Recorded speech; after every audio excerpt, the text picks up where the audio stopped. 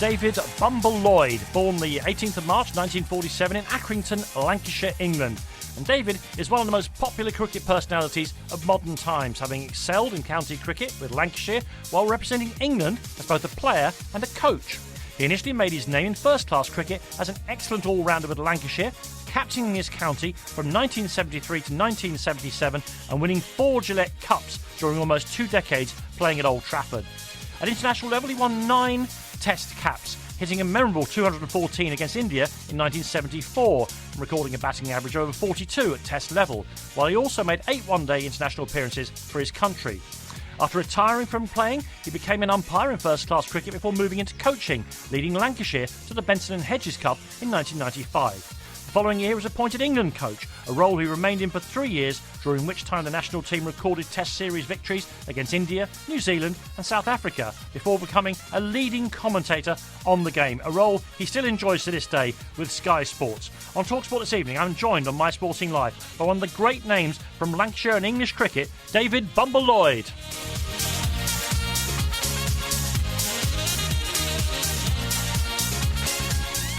Welcome aboard, David. Welcome to My Sporting Life. Just to establish that you're a living person actually here. You grew up in post-war Lancashire. You couldn't be any more Lancashire if you tried, if you're from Accrington, it seems to me. Tell us about growing up. Well, Accrington was a mill town. My mother had, I think it was 6 looms.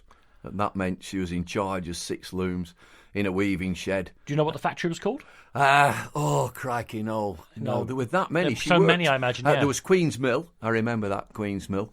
My dad worked in a foundry, and that was a dirty, horrible job. And he finished up working as a theatre technician. So I'm an only child, so growing up, my dad's a theatre technician. I thought for years that he worked in the cinema. Yeah, with Red Des Dawson and no, he were in the operating theatre. That's what he did. He made sure everything was sterile and so on, and cleaned up after. And he used to bring, well, it don't matter now, he's been dead for a long time. He used to bring home appendixes in vinegar and all sorts and put them in his shed. Things that had been taken out during the day. Oh, my God. Ligaments and all sorts of things. Why? Was it for study? No, I think he used to like them in the shed. Okay. Yeah. And, you say just the words mills and foundries.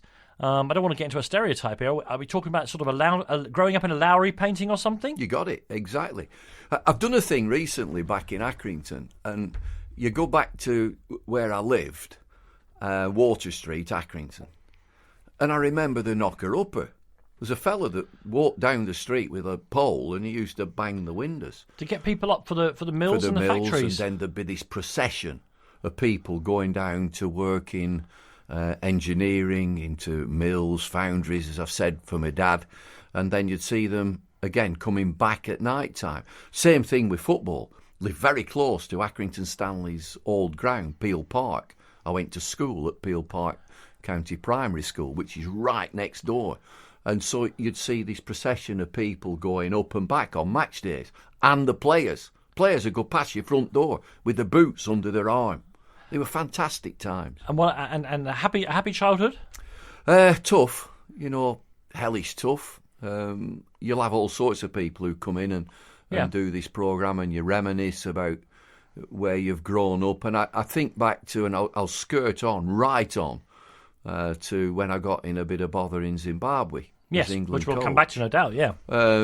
And in my life, you don't take a backward step, you can't, from where I was growing up.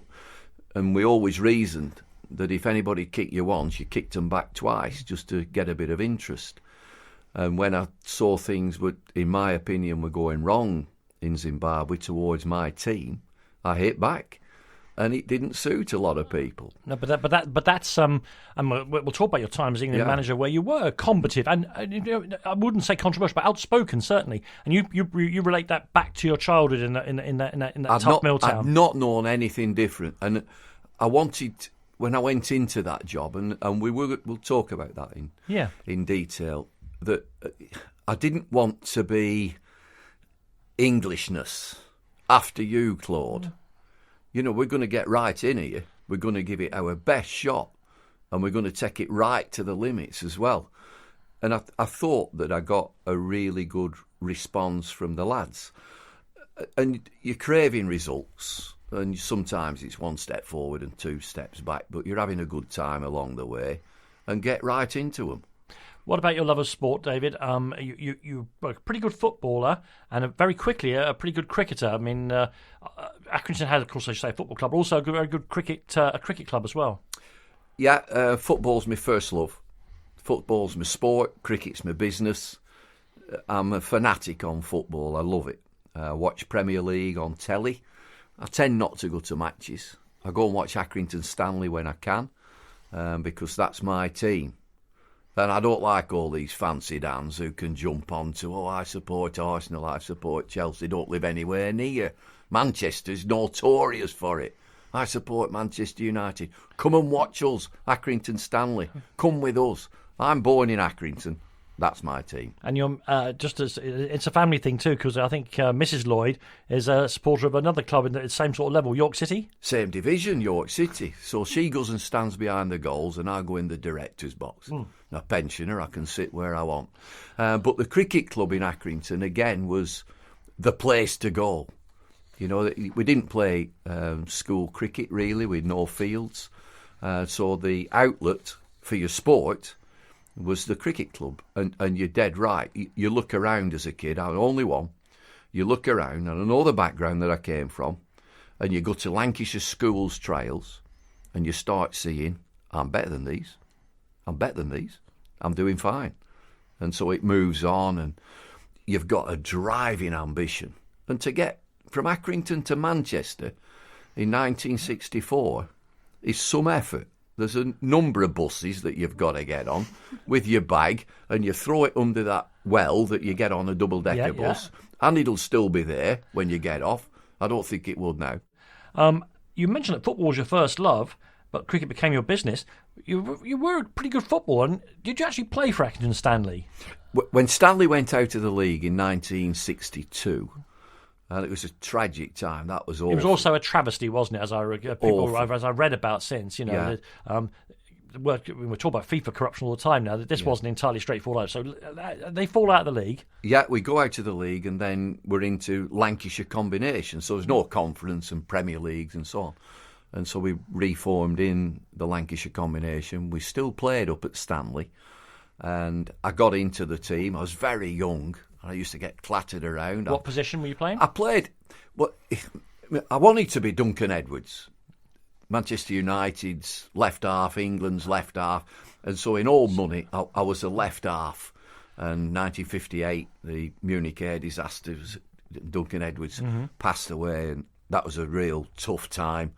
I then moved to left wing and finished up centre forward. And I used to get kicked all over the show. I wasn't big enough. Yeah. I had a left foot and the right one, nothing other than just for standing on, and then played local combination. I've got to tell you, I played, when I got to Lancashire, I'm fast forwarding. Yeah. I mean, I'm getting in Lancashire's team. Cricket, yeah. And they wouldn't let you play football. And so I played in the local combination under the name of Ramsbottom. Aha. I played under a different name. How ironic now that I see so many of the cricket teams training by playing football out on the cricket pitch before as they warm up. Was there ever any danger you were going to be good enough to be a professional player, football? Not really. I didn't have my heart in it. Right. I used to go to Burnley Football Club, as a trainee and practice Tuesdays, Thursdays at their training ground, which was Gawthorpe, and it was state of the art. Jimmy McElroy was the coach there, but I used to skip. I used to, set off and not go on a Tuesday and a Thursday. So I was thinking I'd get him battered around here. I'd get him bashed a bit. And so cricket was always there, because I knew that, having played Lancashire boys and North of England boys, that I'm good at this. I can do this. I should remind people who maybe are old enough to remember you batting for England that you talked about how you signed now for Lancashire. That you were actually a spinner as well. You had both skills going on when you started in the cricket, yeah? Well, I kicked off as a spin bowler. That was it. The batting sort of developed later. And when I got into Lancashire's team, I think I batted about number 7, maybe number 8. Very consistent. Got none in the first innings, none in the second. Get that over with straight away. But progressed to open the batting. Best place to be. Spinning then took a back seat. They got a better spinner, a lad called David Hughes, who's a great mate, who went on to do all the spinning, and I would be the bit part spinner. I'd be the lad who, maybe last resort, bit of Jonathan Rossi, I have a go.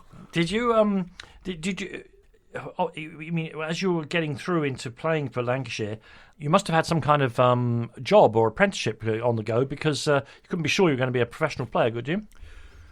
When I left school, and I went to a technical school in Oswaldtwistle. So you're making this up now, aren't you? No, I'm not. These town names, you're actually making Oswaldtwistle, yeah? Oswaldtwistle, or Aussie, as Okay. it's called up there. Nobody calls it Oswaldtwistle, No. It's just known as Aussie. And I got myself an apprenticeship with the council as a plumber. Never took it on. I went straight to Lancashire. Uh-huh. But in the winter months, what are you going to do? Mainly, I loaded beer wagons, which were great for fitness. So 6 o'clock in the morning. Which brewery was this? Well, it was Dutton's Brewery at the start, and they got took over by Whitbreads, and I would go back. They were terrific with me. There was a guy who was on Lancashire's committee who would give a job to a young fellow during the winter, so I loaded wagons early on. I mean, just think about that through the winter. And then I finished up putting tyres on cars, associated tyre specialist. Same, in a bay. Middle of December and January, changing tyres and putting a new wheel on. Kept me as fit as. Can you still change the tyres in your own car? I could do my own car, but I wouldn't fancy a wagon. No, okay. Talk to me about then, you sign up with Lancashire. We're going to hear a lot about Lancashire over the next hour or so, because of course you go back there and coach as well. So you're a very long association, several decades. Tell us about cricket in the mid-60s when you're making your breakthrough. Tell us about the game then. Sink or swim. There were two dressing rooms, the upstairs and the downstairs. So the seniors upstairs, juniors downstairs. Junior dressing room. This is at Old Trafford, yeah. At Old Trafford, it was known as the Dog's Home. And you had to go upstairs and knock on the door if you wanted to get into that top dressing room if you were selected, and you went out to bat if you were in the first team from the second 11 dressing room. It was a terrific place to be, but tough. Just to mention one guy who was Lancashire's opener at the time, played for England, wonderful player, Jeff Puller. He would know that this young kid coming through is going to get his job, but he helped all along. He would coach, advise, help, but knowing that he's the senior player, that this guy is going to take over. Jeff eventually moved to Gloucester and played for them, and I finished up opening the batting. And so, what I'm saying here is the role of the senior professional who guided young kids through. But it make no bones about it. It was a tough upbringing. You had to. You can't be demure about it at all. And I hear so much now about dressing rooms and banter and so on. You had to be in the thick of that. If you didn't, you were going nowhere. I also chuckle present day about he's not good in the dressing room. I'm not bothered two hoots whether he is or he isn't. Is he any good out there when it matters? And the game, obviously, we don't want to get into the old men thing of the game was really, but the game was incredibly different. The county game in this country, I mean, I think for a start, the levels of fitness that we now take as the absolute base. Which were legendary great players. Don't get me wrong, you played with great players. Some of the names here had tears run down my face when I was reading them earlier on. But there was also a great social scene, I think. I think players drank together and lived together, didn't they, as they moved around the counties? Well, it was always known as a circuit, the county cricket circuit, and whilst you played hard and tough, and I would say that the majority of the players, not everybody, were naturally fit by cycling and carrying your kit and going on public transport, playing other sports. Everybody played other sports, so you were naturally fit. The other thing about that time is uncovered pitches. So when it poured down, you're off.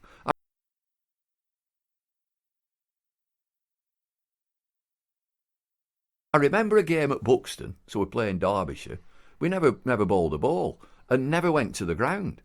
And we made ourselves members of the local conservative club, and played snooker every day. We were absolutely brilliant at snooker at the end of that. We never went to the ground because it poured down for 3 days. Now you don't get that now. It's all covered and great drainage.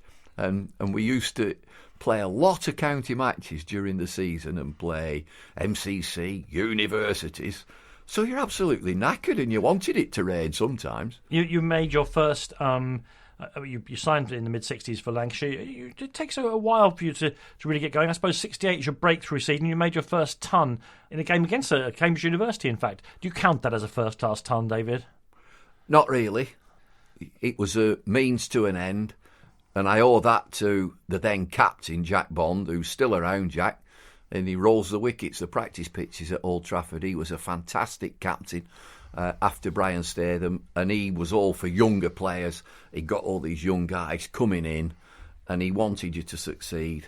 And he got me in, and I got my first 100, and then I got 100, I think, against Gloucestershire in Championship cricket. But that was all. We were all under the guidance of this wonderful fella, Jack Bond, from Bolton, and he batted number 8, and he just went in when he needed to. But he helped us all along. And I'm always fascinated by how boys at school everyone wants to bat, open the batting, everyone wants to open the bowling. And I see lots of times people who are clearly pretty decent bowlers, they get into county cricket and then suddenly people start saying you're a batter now and all the rest of it. The modern example is Kevin Peterson, who clearly could spin the ball when he started out and then virtually gave it up. Now we've got Joe Root, and I'll be very interested to see if Joe is encouraged to spin to do a bit of bowling. Some people do medium pace. You kind of lost the bowling. How did you just not? Did you lose interest in it? How did you stop being a spinner? Because the other guy were better. Because that's right. Simply that. David was it? Hughes came into the side, and he was a belligerent lower order batsman. And now, interestingly, he made himself into a number 4. He got 1,000 runs a season and so on. But David Hughes and Jack Simmons were the main spinners, and then I would come on as a supplementary spinner.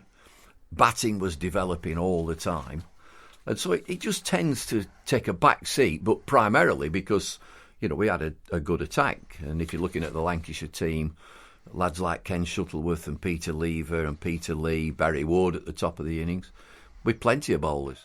David, by 69-70... English cricket is changing in a particular way. The Gillette Cup, the one-day tournament, has been introduced for a few years, and then we get the Sunday League as well, the John Player as it was initially. Yeah.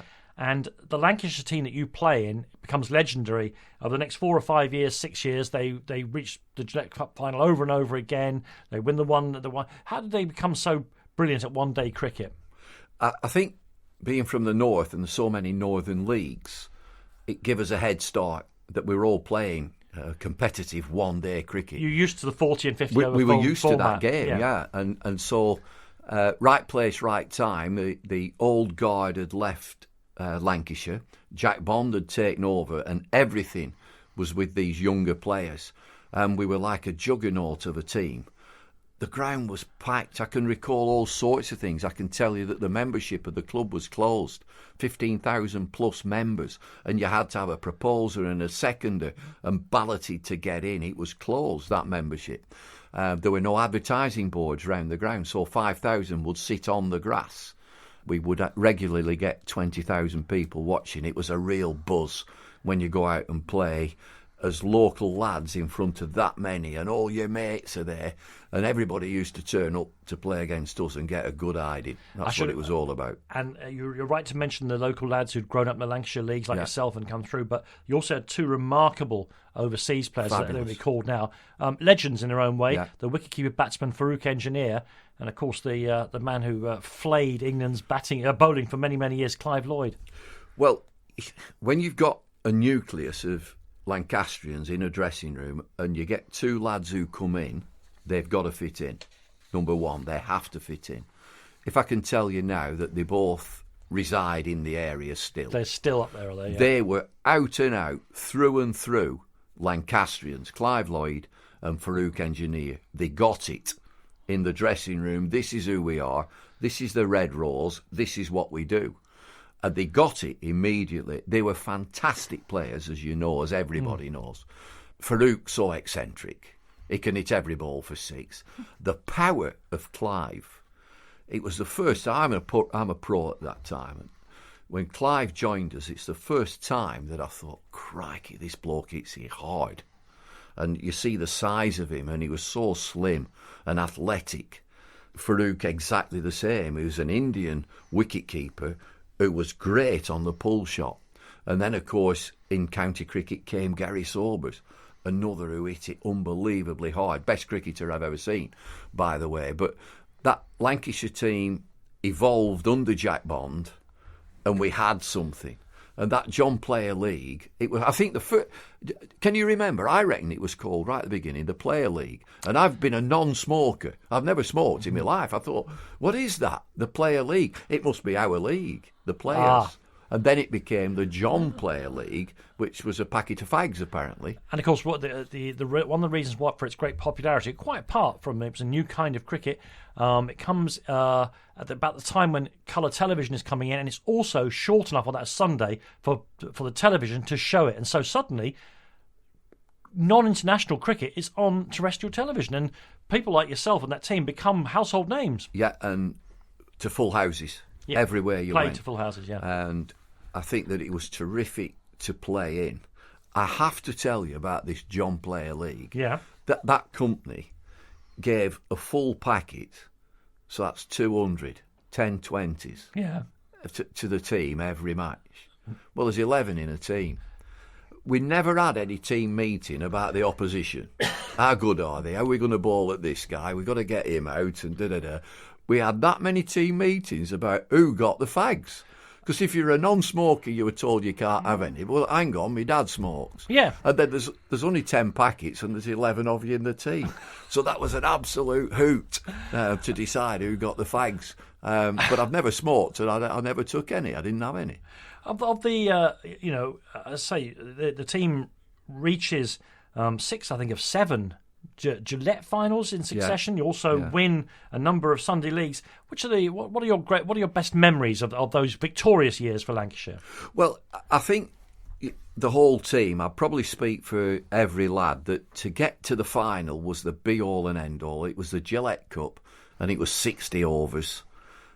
And as a club, we didn't win the championship, and we got the players to do it. But the club itself, under a dynamic chairman, a fella called Cedric Rhodes was a chairman, who incidentally in 1970 said that this game, cricket, will evolve into cities. City versus city. He's talking franchise. And he's virtually talking about the IPL, isn't it? That's exactly it. Yeah. So the memorable thing about getting to that final was staying at the hotel down on Edgware Road, and it was called the Clarendon Court. It's not there now. Walk to the ground and through the Grace Gates. That's it. You walk in to Lloyd's with your Lancashire blazer on. We're here for business. I'm sure you were on the pitch, so remind me which of the... I've got sheaves of notes here, but remind me which of those finals ended in almost darkness. A very famous game. No, that was the semi. Oh, semi-final. That was the semi-final at Old Trafford against Gloucestershire. Right. And I think it finished at about 10-9 or 5-9, where David Hughes hit John Mortimer, I think, for 24 or 26 in the over. And Mike Proctor's looming. He's ready to go. He's ready to rock and come steaming in, fast bowler. Unbelievably fast. And David Hughes finished the game in the dark. It's a great line. I mean, everybody tells it. It was Arthur Jepson, the umpire, and you could appeal against the light. Jack Bond appealed against the light. Arthur Jepson said, "What's that up there?" And he says, "It's the moon." He said, "Well, how much further do you want to see?" And we carried on. Let me ask you a question about that team. As we were generalising about it, with you can probably tell me. You talked about Hughes and yourself and Clive Lloyd and Farouk. When I said at the start of this section that I thought they were probably as good a one-day team, because the statistics and the trophies are all there to prove it, can you think of anybody else over the years who might have even been in the same sort of league as that Lancashire team? Well, our rivals were Kent at that time. And again, they had some fantastic players: Luckhurst, Denness, Alan Knott, John Shepherd, Norman Graham, Derek Underwood. Yeah. The list goes on. So they were up with us, but just watching other teams now, I think there are some wonderful teams in one-day cricket, but it's not as regulated, not regimented as it was then. Sunday was Sunday League. Yeah. There's the Gillette Cup knockout. And now it's all, in my opinion, right now, and it's only my opinion, it's all a bit bitty. You don't really know where you are. And there were times in recent years where the one-day competition was so complicated that you actually needed some kind of slide rule to work out who was going through, and that hasn't really helped. I understand why they do it for commercial reasons, but it hasn't really helped. In the background to all of this, of course, you're piling up 1,000 runs, 1,500 runs every year for Lancashire for about 6 years running here. Were you starting to think about I should be a candidate for the England team? Yeah, you're looking who's in the England team, and some wonderful players. Geoffrey Boycott, John Edrich at the top of the innings, and so I had to be absolutely on top form. I know how good I was, and if I was on top form, I had a chance of playing for England if an opportunity arose. Geoffrey dropped out of the team. He got a thumb injury against India. I'm the one that's got a few hundreds. And you've got competition, so you get in the team. Right place, right time.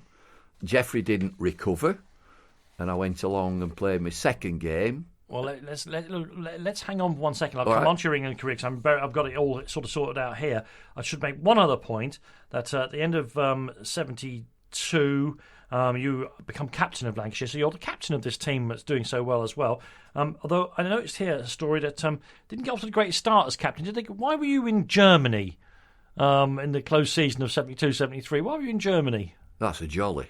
Nothing more than a jolly. We all went on a jolly at the end of the season. I've got the word Mönchengladbach written down here in front of me. And I've got to tell you, Danny, it's all a bit of a blur. Yeah, and Jack Bond had took us there, and he didn't play, and he made me captain. And when I did become captain of the club, it was on the say-so Jack Bond that he thought that I should be the one who leads the team for a few years, and it was terrific. Ups and downs, as it always is. Very political, as it always is, but thoroughly enjoyable. Eventually, in 73, you play a one-day international. Eventually, you get into the England team. I mean, I think for the younger people listening, we ought to, and of course you've gone to be England manager yourself, it's that the world is so different now. Now, players are identified in their teens, brought through the system of the under-17s, and they go on the A tours and the Lions tours, whatever they're called, and people are earmarked as England players from school. Now, back in your day, you had to go into the county championship, and you had to prove that you were going to be an England player. So, what do you remember about your own getting to be called up?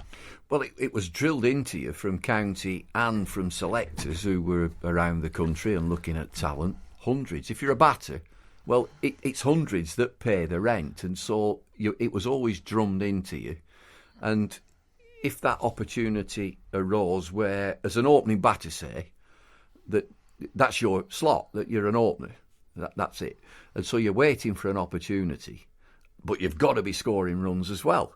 So when Geoffrey Boycott got out the team, he got a bruised thumb or a broken thumb, the opportunities for an opener, I'm the one with some runs under my belt, I get a gig. How did you find out?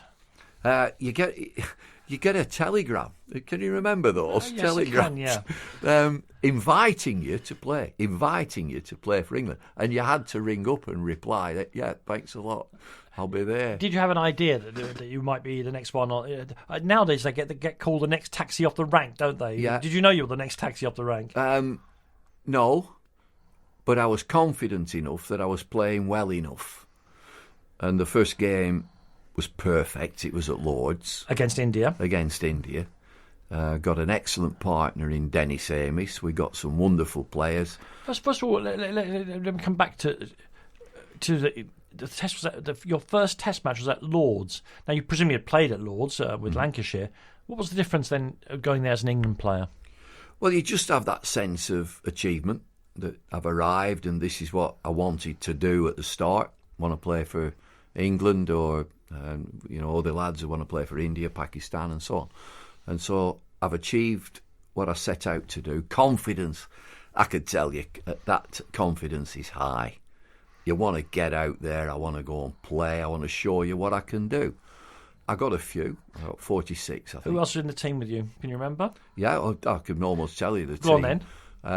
Myself, you opened with? Dennis Amis, Keith Fletcher, Mike Deness, John Edrich, Tony Gregg, Alan Knott, Derek Underwood, Jeff Arnold, Chris Hall, probably maybe Mike Hendrick. Yeah, well, I good mean, team. absolutely, the batting lineup, they could all pretty much count themselves legends of the game. Mike Dennis, maybe, well, of course, there was England captain for a long while as well. England got 629 in their first innings, so well done, David. Yeah, well, I got 46 of them, Yeah. Which they could have done without. But I could tell you one at lunchtime, Yeah. You go to Nancy's legendary lunch at Lloyd's. Everybody talked about Nancy. And you had a 3-course meal, and there were bottles of beer on the... You can have a bottle of... I think there were Watney's brown ale, a double diamond, and some pale ale. Anyway, I had a lager. And I were out shortly after. I was caught at short leg. I don't think I added too many to my pre-lunch score. I got 46. Yeah. But the important thing is I got asked to play again. I got the next game. Yes.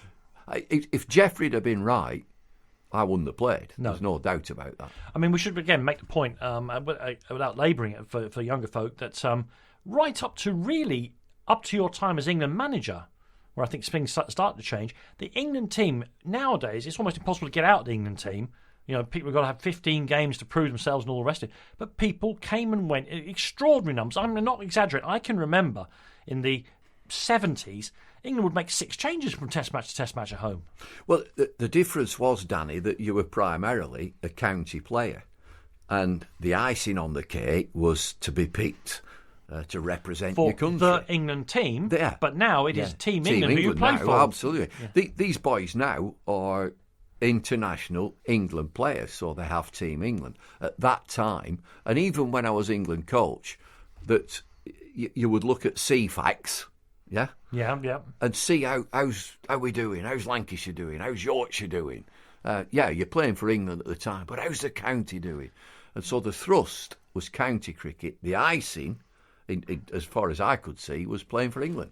So Jeff Boycott doesn't recover. Mm-hmm. You play in the third test against India at Edgbaston. You might as well tell us what you did there. Well, I got 214 not out. Mike Dennis is captain. And if he hadn't declared, I'd still be in now. Yeah, just carry on batting, would you? I'd still be in. I'd be millions. I couldn't believe it when he declared. We'd only got about 420. Did he declare when he got his ton? Well, I don't know, but he was a lovely chap. He was a super bloke, Mike. Oh, no, sorry, no, he didn't. You were in a 100 partnership with him. Yeah. He declared with you on 214 not out. Yeah. And you believe you would now be over 4 million runs to the good. They'd never have got me out. It was the flattest pitch you've ever seen. It didn't spin to nothing, and there'd no quick bowlers. Fruit were behind the stumps. My mate's stumping for the oppo. Yeah. And he kept telling me, he said, keep going. You'll get plenty here. He said, you beat Don Bradman's record and beat Len Hutton's record. I mean, you got 17 in another innings, but it means that at the end of your first series as an England player, your average is 260. Yeah. Easy game. Yeah. I suppose the important thing about that, I guess, is that, as we'll hear, it means that you stay in the England team for a tour of Australia, yeah? Yeah, and I'd never been out of England. Is that right? Yeah. Had you been on an aeroplane before? No, I don't think so. You played in test matches, I think, against Pakistan. There was a kind of double series that year, yeah? How did you get on there? It was a difficult series, that. I think there was a lot of rain around and matches were interrupted. Bitty. And I know we played at Lloyd's and Pakistan weren't happy that I think the rain had got under the covers and Derek Underwood did his business and just came on and whacked it all over the place. Bits coming out of the pitch and plenty of catches around the bat. So they weren't happy with that. They thought that we'd played around with the pitch, which we hadn't. The water had just got underneath. And it got a bit political, did that. So it became quite a difficult series. You mentioned Derek Underwood there. Again, for the teenage listeners, why? I've never seen a bowler like him. No. Will we ever see another bowler? I mean, I'm trying to explain what he did here. He bowled spin at medium pace. Is that a fair assessment of what he's trying to do? Well, if you fast forward it to somebody like Malinga, Lasith Malinga, from Malinga from Sri Lanka, and that's unorthodox. It's different. He's got a slingy action. Derek Underwood ran a long way for a spin bowler, yeah, and bowled spinners with a ridiculous grip. He didn't hold it in 2 fingers. He sort of had it right in the middle of his hand. And I'd say he bowled cutters, fast cutters. and if you're on uncovered pitches, and he was that good that he could adapt to pitches that were dry, and he was on his day, on his pitch, in his circumstances, absolutely unplayable. And he had this wonderful ally in Alan Knott, who's probably one of the greatest wicket keepers that we've ever seen. And they were a formidable combination. And if you got Underwood on a pitch that suited him, you're a goner. You also got a one-day international 100 against Pakistan. I did. I can remember that 116 not out, and we thought we were out of sight. Tony Gregg was in the team, and Greggy was like, he was so bullish that they'll not get anywhere near this. I think they knocked him off with 9 overs to spare. It was at Trent Bridge. It might have been Zaire Abbas, what a wonderful player he was. He just kept lamping it into the crowd. I think we finished 8 or 9 overs early, thinking that we were miles away, out of sight. They didn't get anywhere near this. I batted all the way through for 116, so it must have been a shocking knock. Well, it's confirming your place in the England team, and we'll talk about what that means when you go abroad for the first time, as you pointed out, for the Ashes in 74-75. But I just want to remind you a little bit as well that of a championship game in between those one-day internationals and the Test team being announced. You must have had a good day with the ball. You took 4 wickets. Do you remember this? 4 wickets in a championship match against Notts, including one Garfield Sobers. Well, there must have been some racing on that he wanted to go and watch. I got Gary. Did I get Gary Sobers? I've got it here in front of me. In championship game, you took 4, and you bowled. Don't mind. Bowled Gary Sobers. Well, there must have been a race on because we would say to Gary, the greatest player I've ever seen. Yeah, of course. Tactically, we thought that was the only way we could get him out. Tell him there's a great race coming on the telly. He was bad for the racing, was he? Yeah, I love the race. Like your Sky colleague, I think Michael Holding pretty much likes racing more than he likes cricket, doesn't he? And me. And you, is that right? Yeah, big racing man. Yeah. So at the end of the 74 season comes the news, I suppose, that because even though the West Indies, you could argue, were probably becoming the dominant force in world cricket, it weren't quite in the early 70s. The tour, I guess, that all young Englishmen want to go on is the tour to Australia. Yeah, dream come true that I'd not been out of England, and to be selected on that tour. That is a journey. It is a wonderful experience. We got beat 4-1. They were much better than we were. Portent attack. Thompson and Lilly, Max Walker behind them, Ashley Mallett, the Chappells, Rodney Marsh. Yeah, great team. They were a fantastic team. And it's worth saying now, we talk about sledging. These guys were tough. They played it hard. Never once did they step over the line. And I used to call it banter. I knew these guys, 1 or 2 of them from league cricket in Lancashire. And you give as good as you get. But we all would have a beer at the end of the day's play. We'd go into their room and they'd come into ours. They've hit us hard. 8 ball overs. And we were found wanting. We weren't good enough. We got beat 4-1. You're trying hard. And just interestingly, you're dead right that the West Indies were just emerging then. Yeah. They followed us and got beat 5. Is that right? So they were a thrilling team under Chappell, who's become a really good friend, Ian Chappell. And, they were a better team than we were. And David, of course, as a former Test batsman, I understand, you need players 1 to 6 to be great, but it is a fact, isn't it, that in recent years, the dominant force in Test cricket, as it's moved from Australia to the West Indies, back to Australia, is you've got to have great bowlers. And you've got to be able to attack the opposition, either with spin or with pace or with a consistent combination of something.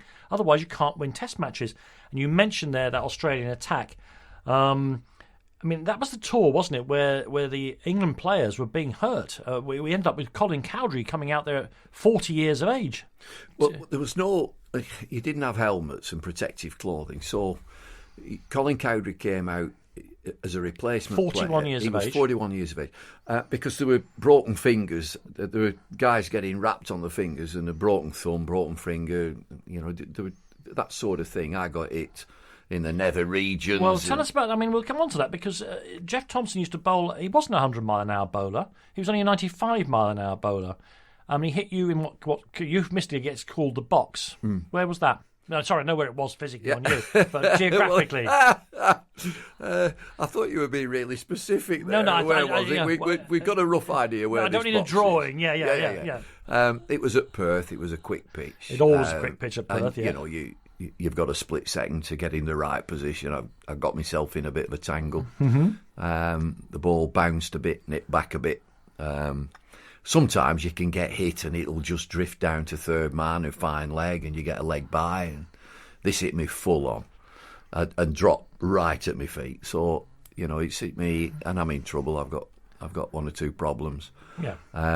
And it takes you a little bit of time to come round. Everybody laughs, don't they? They all all of us, and I'm sure you laugh when you see it happening today. It's a male reaction because I think it isn't me, so it must be funny. Well, there's a great YouTube clip about it, and I go down in instalments. He's hit me, and it's like slow motion, but it's not. And eventually I'm on all fours, and I'm much sympathy from the Australians? Usual stuff. I don't know whether we can repeat what's said out in the middle, but all sorts of signals about one short, and don't rub them, count them, all that sort of stuff, which is all great fun. Yeah. And you get it every time. It's one of those things in sport that in a broadcasting terms, everybody knows what's happened, and there's a bit of tee-heeing, and there's nothing really said. You're right to say that England got what they often used to get those days in Australia, a good hammering, but they won one test. And you were turned home, but you were beyond, as you say, the attack on the nether regions. You were eventually injured and were turned. You were one of a succession of people who came home. I didn't go to New Zealand, and I'd sustained a neck injury fielding at short leg. You can sort of picture this. Bob Willis bowled a bouncer at a lad called Alan Turner, so it's New South Wales, it's Sydney, and I'm at short leg, and again, we don't have any protective clothing, and I'm taking evasive action, and I've moved quickly, and it jarred my neck, and a disc bulged out of place. So I had what everybody knows now as a bulged disc, and so it restricted movement, and it bothered me for the rest of my career, did that. It was uncomfortable for the rest of my career. So, having played 9 tests and made a 240 not out in one of them, you got 44 in Melbourne, then you struggled, as all the England batsmen struggled in that Australian series. Could you have known that was going to be the end of your test career, David? Well, I did, yeah. How come? I didn't... I just... At that time, I would know I wasn't good enough. And to go back to what I said previously, if you're absolutely on top of your game, a player like me, if you're on top of your game and there's an opportunity that somebody gets injured, if you're at right place, right time, you'll get in. Since after that, I was never good enough to get back into England's team. The silly sods picked me again in a one-day game in 1980 when my eyes had gone. Yeah. Nobody, I was wearing glasses. That was just cruel, wasn't it? That was shocking. I should never have got picked, but you can't say no. When you get your invite, you've been selected. You can't say, no, I'd rather not, thanks, I can't see. Round this up for me. Do you look back on your 9 England tests as a brilliant experience that you wouldn't swap for the world, or do you feel frustrated that you didn't play more for England? No, I was delighted to have played. I'm old enough and wise enough now to know that, just at that time, it was my moment. I got a double 100 and 100 in a one-dayer. I wasn't good enough after that to play. So I fulfilled ambition that when I started off on a cricketing journey that I wanted to play for my country. I managed that. Of course, you'd like to play more, but there were better players around. Do you have an England cap? I do. I've also got some nice whiskey. And I've got a baker's rack, a lovely baker's rack, and I've got my whiskies. And my England cap is on my best bottle of whiskey. We finished with your England career now. Talk to me about, I guess, the latter, the part of your career that sees you finishing playing cricket, then going into umpiring, and then ultimately going back to Lancashire as coach. Let's start with the latter years. I mean, one of the good things about cricket is that you can, until, as you say, until your eyes give up completely, or you lose that eye-ball coordination, you can play on in cricket, can't you? You can have a good long career. Well, when I finished at Lancs and I'd got grumpy, I got a gnarled old pro, and it happens very quickly. I can sympathise with Graham Swan, that overnight I thought, that's enough. I've finished this. I can't do it anymore. I cannot do this anymore. What was the reason you felt you couldn't do it anymore? Frustration. The brain's telling me what I want to do, and I couldn't physically do it. I needed glasses, and I'd always been conscious that, a cricketer with glasses, you don't see very many. My eyes were not suitable for, what's them other contact lenses, contact lenses to go in. So there's a general frustration. I'm getting older, and the frustration of what am I going to do next? And I finished very quickly. I worked for a brewery, for Wilson's Brewery, for a little while. That wasn't me, not what I was cut out to do. What I had done when I was playing, take all my coaching badges, a lot of them. So I'd done that whilst I was playing. I've got a head start. And to stay in the game, I applied to be an umpire. I became a reserve umpire. Incidentally, my eldest boy, Graham, has gone exactly the same way. He's done a period of reserve, and now he's got onto the full list, which is exactly what I did. Is he going to be a test umpire? Well, it's up to him. He's good at it, though, is he? He's a full-time umpire. It's his first season. He's done 3 years as a reserve. But it's exactly how I did it. And you've got to think about umpiring at that time. The umpire ruled the roost. You were the boss. No referrals. None of that. Did you enjoy being an umpire? I absolutely loved it. Being out there in the middle with the players, get on the same wavelength as the teams, and be unobtrusive. Just get out the way. Let the game develop. That's fine, I think, David, when the players are playing in a good spirit, enjoying each other's company, as you should do when you're playing a game. Yeah. But cricket has a tendency, I think at all levels, particularly international level, of course, but at all levels, something goes wrong and you get a bit of mildness comes in, I think, with the phrase you might use. How did you deal with that sort of thing? Very, very few, because you were the boss. You were in charge. Mardiness is a great word.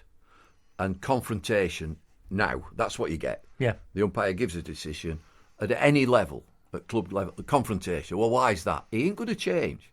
This guy in the white jacket or wherever he is not going to change. And so, going back to my time, and I want to see it now, I want to see it right now, anything on the field that is any sort of problem to the game of cricket, the umpire goes straight to the captain, disregards everybody, and you work to the laws of the game. Captain, you are responsible for this team.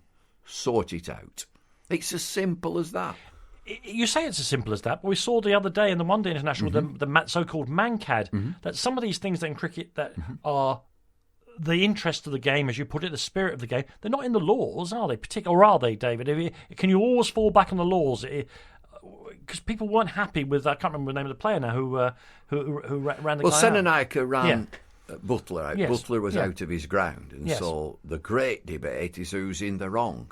The law would say that you don't have to give a warning. Gentlemanly, you do give a warning. Senanayake gave 2 warnings. He certainly had. He definitely had. But I've also got another theory, which may not be for now, but I'll do it very briefly. Yeah. Let that batsman, non-striking end, go where he wants, when he wants, where you want. But that gives the fielding side a golden opportunity if the ball is just dinked back to the bowler, silly mid on, silly mid off. If he's way down, he's out. You're dead to take the 3 or 4 yards, yeah? If you on a gamble, you want to gamble, go down there, that's absolutely fine. But within their tactics as a fielding side, they will run you out. Don't worry about that. Did you ever... I'm not going to ask the question, did you ever make a mistake as an umpire, because you made plenty of them. Did you ever apologise to a player who gave out? Particularly, I'm thinking about LBWs and things. I never made a mistake. Well, then you're better than Dickie Bird, better than David Constant. Danny, I'm brought up in an era where the umpire is right even when he's wrong. So I've got to give you that answer. Okay, well, you work now in an era of tremendous technology, Hawkeye, predictive flight, and all.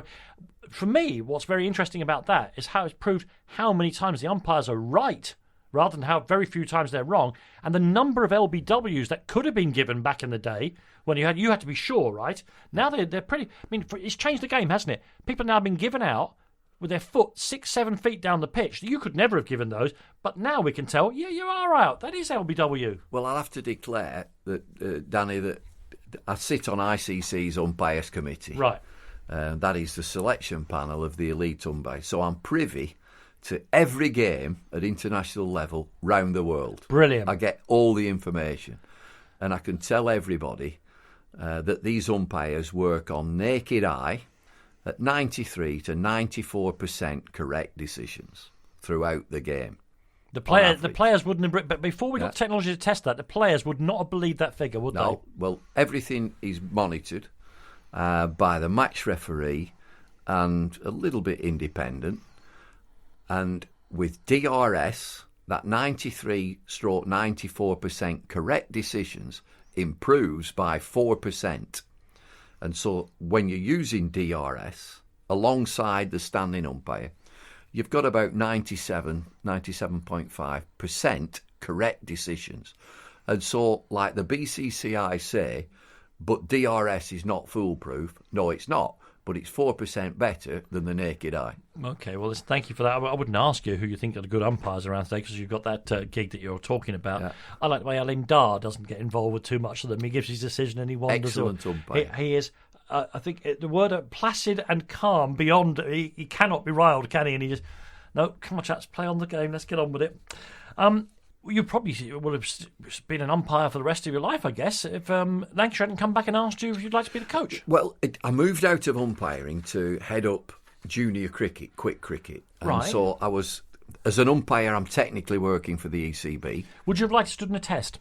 Oh, I would. Yeah, the ambition would be there to work that forward. But I'd taken all my coaching badges.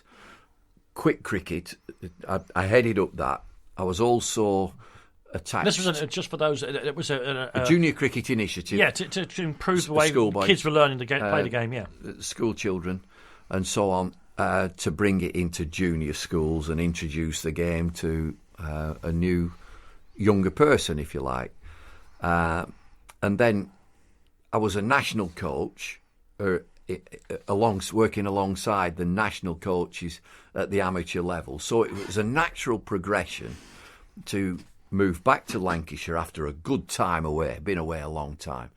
And I took over from a couple of lads, Alan Ormrod and David Hughes. Again, it was a good time to go in because your players were developing. Michael Allerton, Neil Fairbrother, John Crawley, Ian Austin, and the other one, the king of them all, Wazim Akram. I was going to say, you had a great opening batsman. I think I'm using that word maybe just slightly south of great. We had a brilliant opening batsman in our friend Michael Atherton. Yeah. You had a very good team of young English players around them, and then Wazim Akram came, but that must have helped. Akram was sensational, and in the dressing room, his nickname was King. They just called him the King. And again, we talked earlier about Clive Lloyd and Farouk Engineer. Akram got it. He was part of that Lancashire team, still has a house up there. And you were successful. You won a trophy. Tell us about that. Yeah, we won a one-day trophy. We might have won a couple. We should have won the championship, but we never did. I don't know why we didn't. We should have tried harder. But that was kind of a thing with Lancashire, wasn't it? Yeah. While Yorkshire, and I hate to use the word in front of you, can always seem to find ways to put winning teams together in the championship. Lancashire went. Was it how many years did they go between winning championships? Oh, it must be 74 years. It was until they won and it. Then a few Glenn years ago. Chappell's team won it just a couple of years ago. And they promptly got relegated. Yeah. So that was normal service then. Yeah, that was a great time for the club to win that championship. But yeah, in the 90s we had an excellent team that went. We played a final. At Lloyd's, and all the talk was Aravinda de Silva. He got a great 100. He did. And I've gone into the media, and after we've won the game, played brilliantly. Of course, it was all the questions were, Aravinda de Silva, what a wonderful inning. And I've got my stats. And I said, yeah, he played really well. I said, and when he came into bat, they wanted 4.5 and over, and when he left, he wanted 6.5. We've done okay, thanks. So I've been a bit naughty, I wanted them to say, your team, our team, Lancashire, this team, Mike Watkinson, they've won the trophy. You become England coach, and we could talk very much, and we will talk about the series that you won, the series that you lost, but I think you're also very much part of something else that happened. England was a kind of shambolic, no disrespect to anybody, shambolic, living from hand to mouth, reactive team for many, many years. Under Duncan Fletcher and Nasser Hussain, who's very keen to give himself the credit for it, I have to say, they changed a much more professional outfit. And in the middle was you. And I think you have missed out on the credit you should get for starting the processes that led 20 years down the line to England being the number one test team in the world. I think a number of coaches prior to that were working along the lines, but the money wasn't there. Why is it about money, David? The money that came into the game. You followed Ray Illingworth, for instance. I think you followed Ray, did you? Well, Ray was a supremo, if you can remember. He was sort of managing director. Yeah. He was coach and head selector, so he was doing everything. Yes. And he moved aside, and he was great to work with. I enjoyed working with Raymond. He's very blunt. So I understood that side of things. A very good tactician and knew the game. But, going back to Mickey Stewart, Keith Fletcher, these were guys who wanted to enhance the England cricket team, but there's this county structure and no real finance to move the game forward in England, whereas the teams that you were playing, you play against Pakistan and Akram, Waqar Yunis, they've come specifically to beat you. And they would play the county matches, which would just be warm-up matches, which going way back to Tom Graveney and Colin Cowdrey, all the great players of the era, that would be such a game to play against the tourists, a very important game. Latter years for the tourists, that's prep. You just prep it up. Whereas we were playing county cricket, Angus Fraser, Darren Gough, Dominic Court would be coming to England just having bowled 45, 50 overs. They're knackered. Yeah. Are ready to play a test match. So we what were looking to change that. that. I think what you're talking about, and I guess Australia might have been ahead of us in this, is the time. idea of central contracts. Yeah, we were looking and at getting some control over the players, yeah. and of course having some backup for them. Yeah. Physios and all the other things they need. Yeah. You definitely need your backroom staff, and there's a balancing act there as to how many you need. Lord McLaren, Ian McLaren, was in as the chairman of the board, and he got great vision.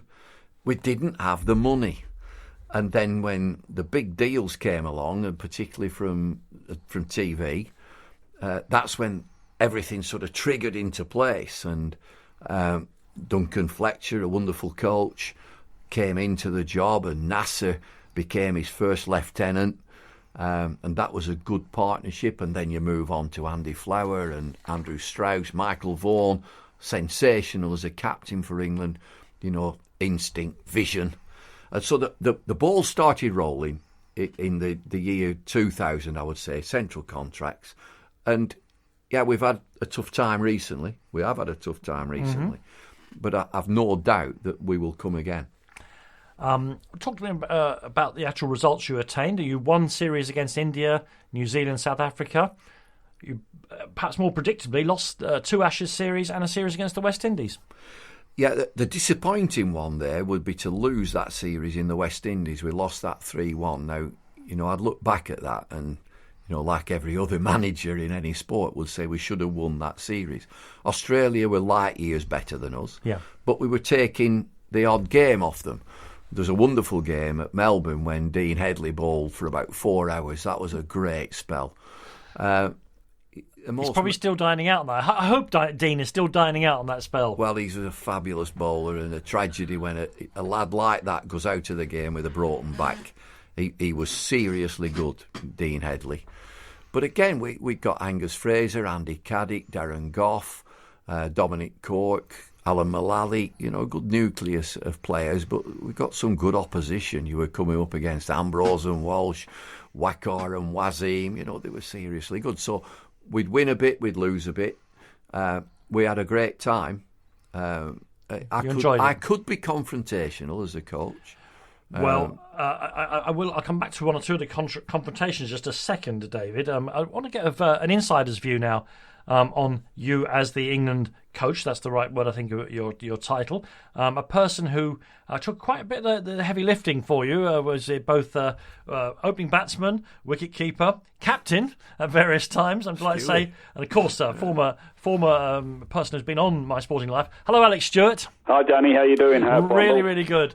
David is of quite modest about himself when he talks about, unusually modest about this. Tell us about what your experience was as the England coach.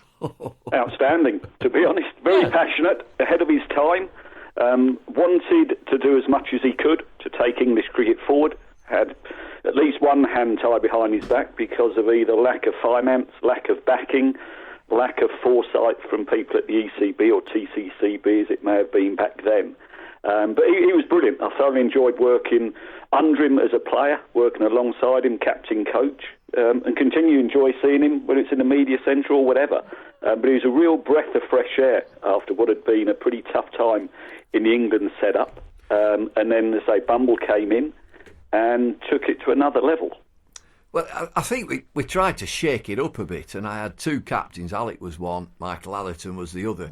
And I chuckle when I watch it now. If I'd have gone to Alex Stewart or Michael Allerton and said, do this, do that, they'd have told me exactly where to go. I'm a bit old school. That we would prepare the team and we'd do the practice and so on. We might do strengths and weaknesses of the opposition and have a team meeting. And we're talking about VHS now. We're not talking about laptops and iPads. You've got to look at a VHS. Now, where's Sachin Tendulkar on here? I'll get to it. Stay with me, boy. Stay with me. I'll come to it. But once that preparation had done, the team's the captains, that's it. And he's tactical, he's doing everything, and he's looking after his team. So there's that balance that we've talked about, that you get specialist people in. Alan Knott was good for us. Bob Cotton was good for us. Jeff Arnold. Lads, sages, if you like, who've done it all, and you're there to assist. But when Saturday comes, as somebody once said, it's the captain. And that was a good thing, wasn't it? I mean, everyone sort of knew where the goalposts were, what lines you couldn't cross. And to be honest, Danny, it's how it should be as well now. Right. You know, I'm all for as much support staff as possible. So long as everyone knows what their job is, when to talk, when not to. But every team in cricket, it needs to be led by the captain, as I was allowed to while working with Bumble. And I don't want to put words into your mouth, Alec, but I'm going to ask you a question. Insofar as, obviously, in the last 10, 15 years, we've heard David in his role as a broadcaster, where, of course, he's a tremendously funny bloke. Is he? Yes, I find it. I certainly find him amusing. And I think a combination of that and the fact that England's team under David won some and lost some, to use his exact words, I think that his time as England coach is underrated, what he actually achieved. Of course it is. And I was a part of it. It was frustrating as well, and I think Bumble will agree with me there. You know, we were captain and coach for the World Cup '99 in England. You know, when it's your home World Cup, you want to give yourself the best chance of being successful. And we'd planned these things out. As I say, Bumble and myself, we'd sat down where we wanted to train and practice. We wanted to train and practice at Leicester. They were the best net facilities at the time, yet we ended up down at Canterbury. We wanted certain players in the squad that we felt would bowl and perform well in English conditions. We weren't allowed that. So there was a lot of frustration. And therefore, we both finished, actually, me as captain, Bumble as coach, under a bit of a dark cloud, because it was after the early exit of that '99 World Cup. But things shouldn't be underestimated, what that era did for the future. Just hearing you talking, as I just tuned in there, about Duncan Fletcher and Nasser Hussain taking it forward, and I fully agree they did. But a lot of what Bumble had set up or had asked for, which he wasn't able to get, was then put in place in 2000 and beyond. Listen, Alec, thank you very much indeed for that absolutely spot on, I think, summation of the time that David Lloyd was England coach. Thank you very much to Alex Stewart there. I suppose I'll end this section by asking you how, you know, with the time for the dust to settle, how do you look back on your time as the England coach? Tremendously privileged to be asked to do the job. Yes, frustrations. And, you know, that dressing room and the boardroom is politics. You know, there's a lot of politics in it, which doesn't really come out. And I know exactly what Alex Stewart is saying there, exactly. And the people involved. But, you know, I'm not going to go into that because it doesn't detract that I had a go at the job. I had a fantastic group of lads. Absolutely brilliant. Not an ounce of trouble with any of them. You get a flashpoint, of course you do.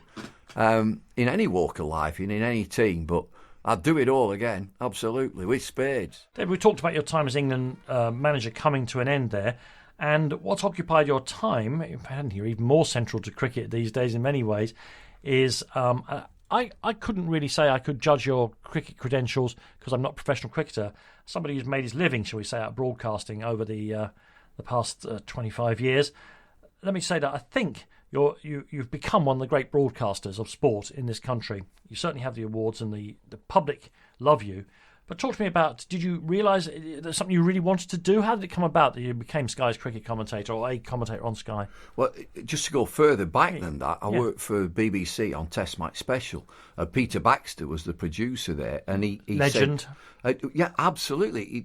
He invited me to do a one-day final game, which I did, and it was Lancs v Sussex. So I'm the Lancashire voice. John Barkley actually was the Sussex voice.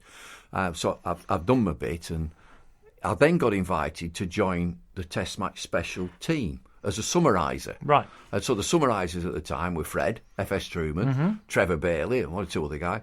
And I thought, no, I don't think so. And then he said, think again. He said, this is what just think again. And I went along, and I asked him, Peter Baxter, I said, why? He said, the voice fits. You've got a very distinctive voice for a start, It is, haven't you? apparently, yeah.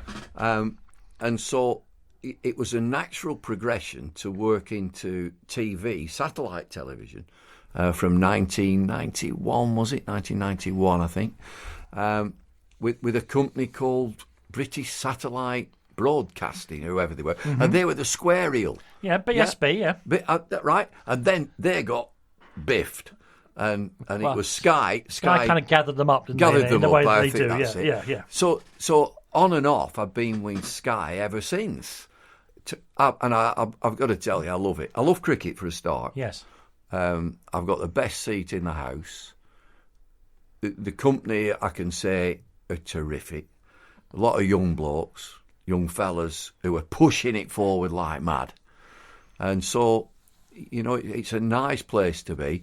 I work with some very opinionated people, which is important. The other thing, and you will fully understand this, we've got editorial. Sometimes the producer will throw his headphones down and no, but we've got some editorial. There are other broadcasters who are scripted, and I could never do that. I ain't doing that. Okay, well, I'll come back to you and how much you enjoy it and what you've brought to the coverage. Let's get a professional view of exactly what it is that you are doing. Brian Henderson. Hey? I must give him. He's your. He's the boss. To you, he's the boss. To me, he's he's the executive producer of cricket at Sky Sports. Hello there, Brian. Hi, Danny. How you doing? Hello, Bumble. Very, very good indeed. Can I have a rise? No.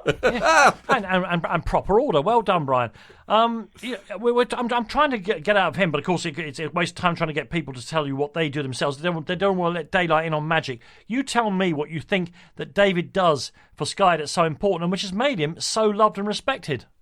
Yeah, well, I don't know where to start, really. The guy is a genius behind the microphone. What I often tell people, it's about getting balance.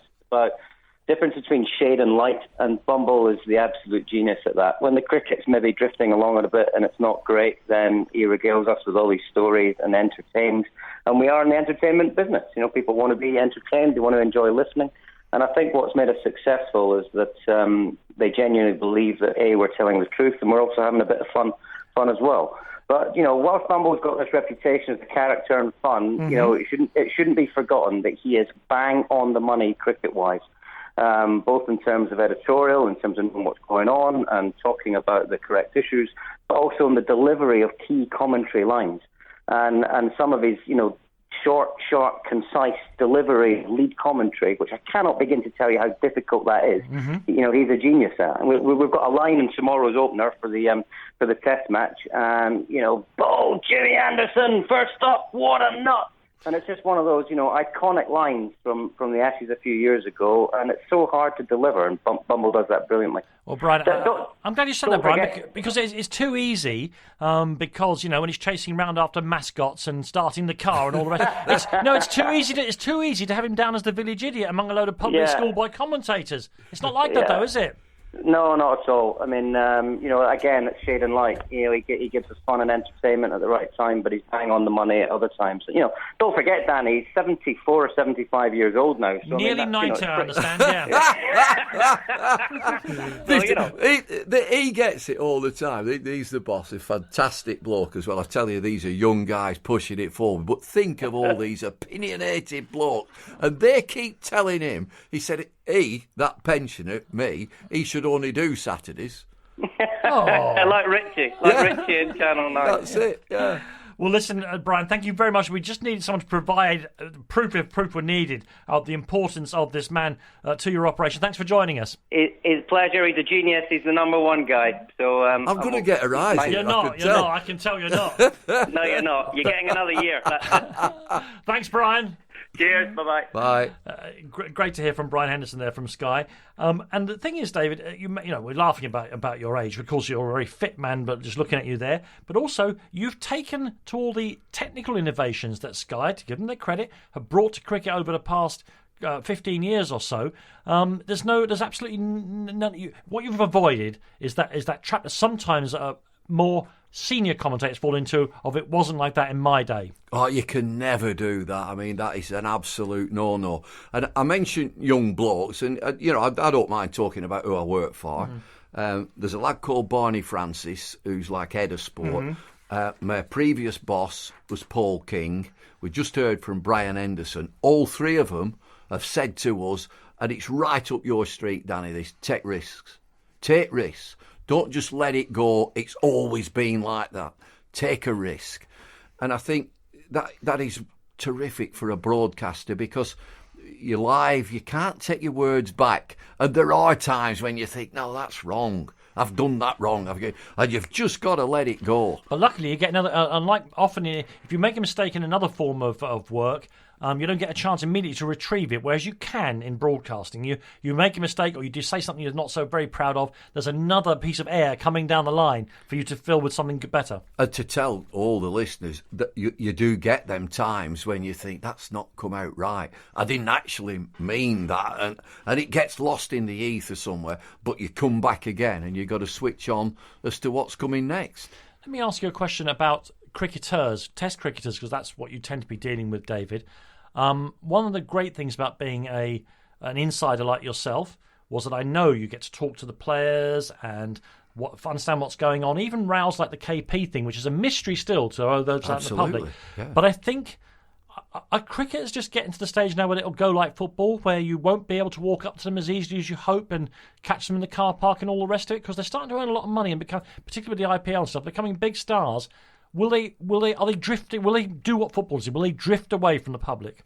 That is a fantastic question, and I know exactly what you mean. We have difficulty at times talking to a player, and it's media monitored. Well, that's fine, people doing the job. What they must understand, it's only a game of cricket, as we're talking now. That's all it is. It's just a game of cricket. It's an opportunity for a player to project himself. And when an individual says, I'm not talking to X, Y, or Z, they're totally missing the point. You're talking to the public. That's who you're talking to. You ain't talking to Danny Kelly. You ain't talking to David Lloyd. You're talking to the public. Get it?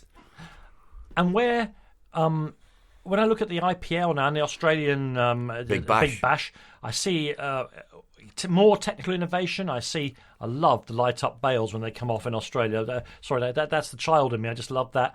Where are we going? I mean, you've been involved with in cricket when it's changed extraordinarily. If you think about the county game that you joined, and then think about players flying in on private jets to play 6 weeks here, 2 weeks there. Where are we going with cricket as far as you can see, David? Well, I think we're definitely going down the 2020 route, and the razzmatazz of the IPL, which I think is a great concept. I'm very concerned about the corruption in the game. I can get that off my chest now. Mm-hmm. In fact, I'm very concerned about the corruption in sport in general. And that would all come about through individual greed. and we need to get back to the sport itself, because all these people Well, need people to in your understand. part of the world used to say, where there's muck, there's brass. I think you can now say, where there's brass, there's muck. It works the other way now in sport, doesn't That's it? exactly what's happening. What they understand, what they need to understand, all these people, the ones who are playing the game and administering the game, whatever sport, you are just the custodians at this moment. There's plenty being before you, and there's plenty going to go after you. You've got to make sure that that sport is clean. I think the 50-over game, the 40-over game, I know this is not an original view. I think it really is genuinely under threat from 2020. Looking down the line, though, will Test cricket be the attraction it is in 10 or 15 years? Well, I think that it's sacrosanct, Test match cricket. I think that all players understand, whether young players or old players, that you're judged as a Test match cricketer. There's nobody judging you as a T20 player. It's a hoot, it's great fun, it's entertainment with cricket equipment. And so I'd like to think that Test match cricket is absolutely rock solid. I'm with you. I think the 50-over game is quite vulnerable. Because it can be dull. Let's be honest about it. Tell the truth. You and I, and anybody else listening, anybody who likes cricket, can predict and tell you exactly what's going to happen in the next 50-over game. 2020 is a bit more, you don't really know, there's something really special going to happen. But what we're saying is that 50-over game looks as if it's formulated, and we need to get away from that. And I totally understand what you're saying about not being judged by 2020, but once you see people like Aaron Finch getting into the Australian Test team from the 2020 team, then maybe things are changing in ways that I've yet to know how they might work out. David, just a couple of minutes left to go now. I should ask you about where you are. We've heard about your professional career. Where are you in your life? And do you still have these days it's called a bucket list, but I think it used to be just called ambitions. Well, I want to ride a horse. That's one thing that I'd like to do. I've taken me motorbike test, so I've got a nice motorbike. Not ridden it for a while. What size is the engine? It's an 800. Is it now? It goes like the clappers. But I've had to loan it to my son-in-law, Enty. He's got it now because I've had a new knee. I've got a replacement knee. It's metal.